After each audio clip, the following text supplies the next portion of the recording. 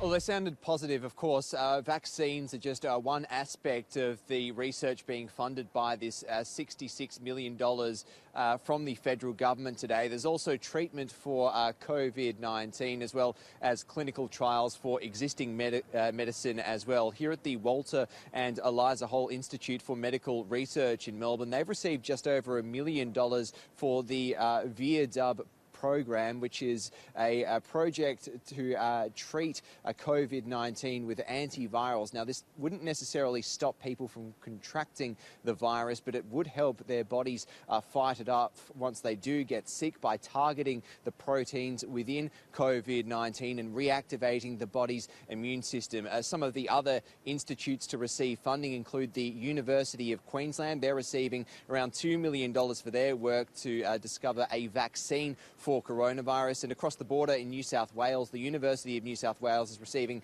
just over $1 million to repurpose some existing respiratory medicines to treat patients who are experiencing strong COVID-19 symptoms. So just 3 examples of a suite of institutions and projects that are being funded by this $66 million today.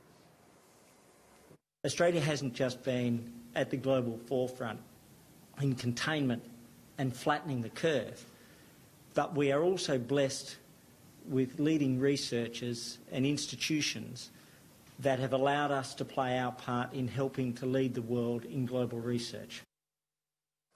And one of the projects being funded is actually quite controversial. That's into hydroxychloroquine, of course, the anti-malaria drug. The WHO last week stopped its own trials of the drug after it discovered that it may be unsafe and it may lead to death when used in some patients. Of course, it gained worldwide notoriety when President Donald Trump said that he'd been taking it as a preventative to stop him from contracting coronavirus. Here at the Walter and Eliza Hall Institute, they're pressing ahead with a trial that they're receiving about $2 million for, treating thousands of healthcare workers who have volunteered to be part in this study to see if that drug can be used as a successful preventative. They've said that they don't want the politicisation of the drug to colour the results of their research.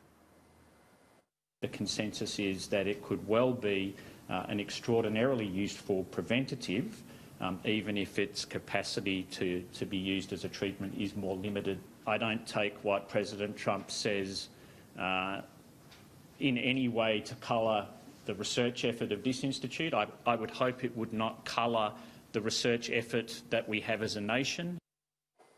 Of course, Tom, last week in Melbourne, we saw the first human trials of a possible coronavirus vaccine start here in the Southern Hemisphere, right at the Alfred Hospital in Melbourne. The US company developing that vaccine is hoping to be ready to roll that out by the end of the year.